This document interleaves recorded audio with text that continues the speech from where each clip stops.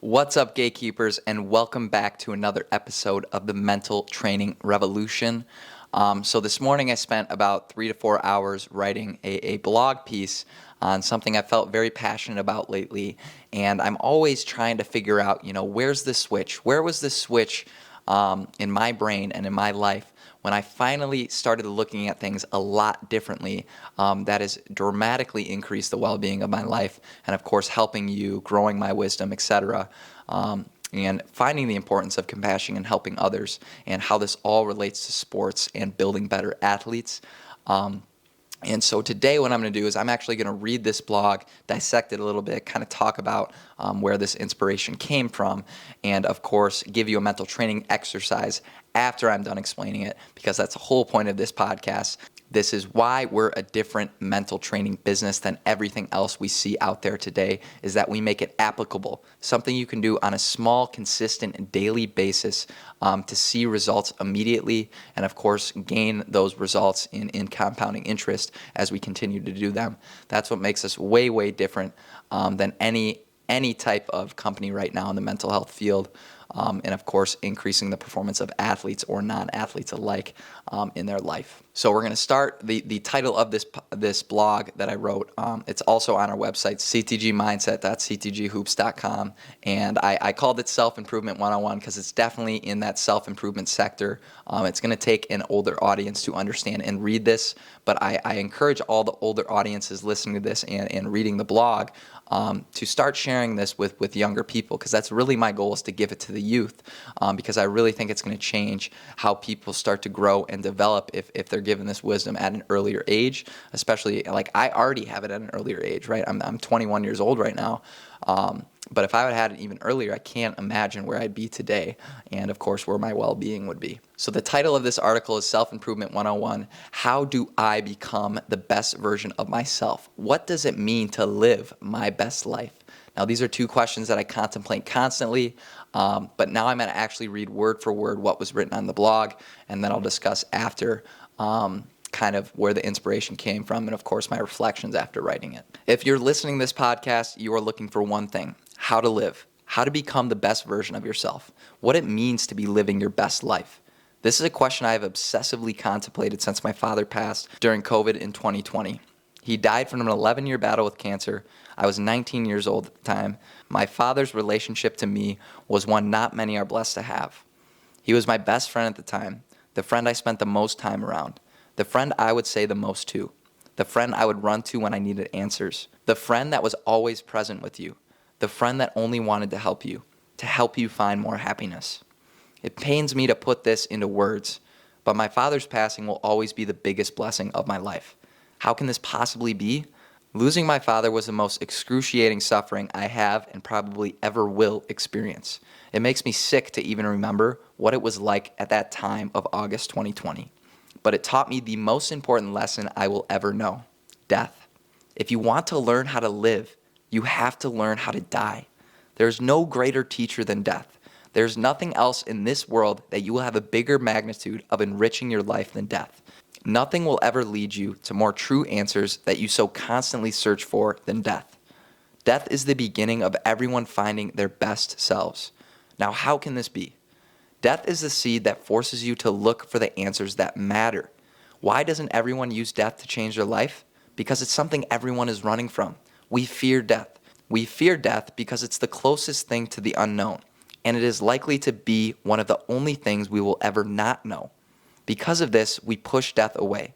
We avoid contemplating death at all costs because it is scary. Knowing our existence will come to an end and may never be again is truly terrifying. But this truly terrifying contemplation is what gives beauty and meaning to life. Without death, there is no life. The day you accept your death is completely out of your control and something that could happen at any moment is the day you start being the best version of yourself. If you continue to keep death close, you continuously top your best self from the previous day. Keeping death close is the most enriching thing someone can do with their life. Most days, I love to write on my whiteboard, "You will die today." Terrifying, right? Not really. This reminder allows me to be the best version of Jack Hummel. By keeping death close in every moment and every action I take, it forces me to only focus on what matters. If you don't keep death close, like the majority of the people on this planet do, you will likely think about the past and future quite often. Because why not? We have all the time in the world. You're going to live till 80, right? Wrong. You are no more obligated to live longer than anyone else you encounter each day. This is called personal fable. You think you're special. You think you won't be the one to get into statistically high car crashes every single day. You won't be a young adult to find a tumor in your brain. You won't be the person to not wake up from their sleep. And on it goes. This isn't some ploy to scare you. That is certainly not what I'm trying to do. I am trying to help put your life into perspective. By keeping the perspective of death close, you live a life closer to everything you are possibly capable of. Because I keep death so close each day, I go to sleep trying to remind myself that I might not wake up in the morning. If I don't wake up in the morning, I better have made sure I lived a day true to myself and something I'm very satisfied with going out with. Now, this doesn't mean I have perfect days, but if I had a day where I kept these things in perspective, I have served myself well in living my best possible life. What matters to me because I keep death so close? And likely similar answers that you will all find if you start implementing You Will Die Today. Number 1, happiness. Nothing else matters. Everything everyone is looking for, whether it's a better job, more accomplishments, more money, better cars, better clothes, whatever it is, it's all looking for happiness. So stop focusing on the illusion of the material and actually focus on growing what's underneath everything you are searching for. You can't take this approach if you don't keep death close. If you feel like you have lots of time, you will trick yourself quite easily into thinking other things matter more than happiness. Number 2, presence. If you're not present, you will never be happy. Now is all that ever matters. Why? Because it's all that ever exists. You can't have the future or the past without the present. The future and the past are simply just present moment thoughts. The present is the only time when something truly in your control can happen.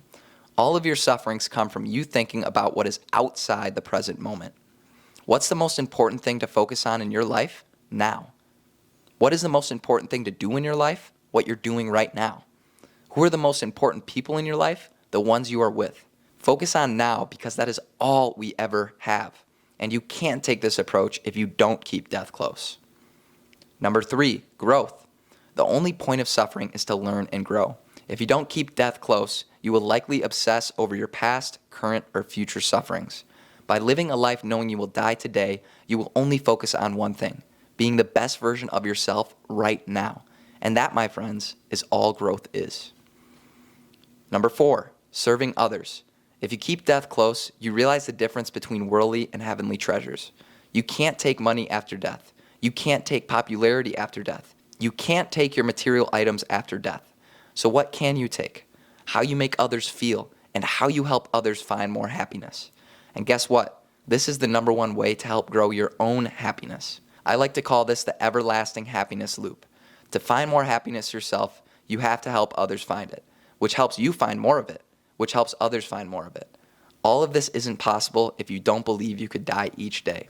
Number 5, the only true controllable, your present moment conscious response.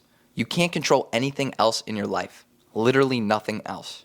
How you choose to respond is all you ever have. So if you don't keep death close, are you really going to keep strict care of how you're responding to things in the best possible way you can at the time? Likely not. If you are death conscious, you will intentionally put forth your best effort to respond in the right way in all present situations. Now, some of you may be saying, I still don't want to die. Telling myself I'm going to die each day still really scares me, even if it doesn't help me live a better life. What if there is no afterlife? What if the religion I believe is wrong? What if the other religion is right? What if the afterlife isn't what everyone thinks it's going to be? What if the afterlife is literally nothing for all eternity? What if the scientists were right all this time? Below is something I have had saved in my MacBook for quite a while now. Hopefully this can help you with some of the constant questions that I have above. Death is not something to fear, no matter which angle you look at it. It is actually a topic we need to start talking about more. We live such fast, busy lives because we are subconsciously trying to avoid the fact that we are mortal like any other species. Talking about and pondering death more will bring profound changes to our society, especially happiness. We will live deeper the more we remind ourselves that we are going to die and that anything can happen at any given moment. Everyone listening to this, including myself, is going to die. If I die young, don't fear for me. I am free from suffering. I am free from the human condition. If there is eternal life or rebirth, I have likely made the cut. I tried doing my best to live as intentionally as I could for the betterment of others with a pure heart, just like my father. By trying to be a good person, I believe I gave myself a great probability for making the afterlife. I believe the heart is what matters if the unknown is eternal life, as many perceive. If there is an eternal life, that is still perfectly okay. I will still be with all of you, just like my Father is with all of us. Until I reawaken, after death will feel like a blink of an eye. There is no concept of time after death. Remember how long millions and billions of years felt before you were born? Nope, it's exactly like this. There is no time after death. Millions and billions of years will feel as fast as you blink your eye reading this document. So there is no reason to fear death no matter which outcome the unknown about our universe takes. Work towards being the best version of you with a good heart and you are in good hands. Face the fear of death. Stop avoiding it. It's the most important concept to ponder in our lifetime. Simply live deeply, present soaking, and wish for others' happiness as much as you wish your own. See others as you see yourself, the same being on an equal plane, no more or no less important than another. If I die, please go through all my notebooks and journals and writing documents. Hopefully everything I have learned throughout my life can help others find whatever it is they are looking for. If any of you are worried about me, don't. There is no reason to fear death and feel bad for the death of another. It is certainly okay to feel sad, but don't feel bad for me. I will certainly be okay. Wherever I am, I'm with you, Dad, and that's the only place I've ever wanted to be. I found you, Dad. I found you. Keep death close, and I promise you, your life will change forever. To learn how to live, you have to learn how to die. Wow. So I actually got chills rereading what I wrote this morning. And I think that's a good sign. That makes me feel pretty good. The mental training activity that I'm going to pair with my writing that I did this morning is the I will die today that I'd like to do on my whiteboard. All I want you to do is try it out for a week in your notebook or in your journal. Every morning when you wake up, write, I will die today. Okay? And then think about what steps are you going to take because you know you're taking the approach that you are going to die today. What's going to fulfill you the most about your day in terms of keeping death close? And again, it doesn't mean you just go YOLO, you go all in on pleasures, you do whatever you want. That's not what keeping death close means. You still have to keep probabilities in perspective. It's likely you're going to wake up tomorrow. It's very likely. But it's possible you could also die. Okay? And so because of that possibility that you could die, that's how we enrich our life. So don't go all YOLO on me, do whatever you want because it's your last day alive. No, I'm doing this for the purpose of making your life more enriching, more intentional, and a better version of you. Intentionally trying to be the best version of you each day will be done if you keep death close. Let me know if you like this podcast, Gatekeepers. It was really, really touching for me to read that out loud, actually, and I'm super satisfied with what I wrote. Of course, I appreciate all the feedback. Let me know if you like this mental training activity, and be ready for next week's episode. I'm Coach Jack. We out, baby. Peace.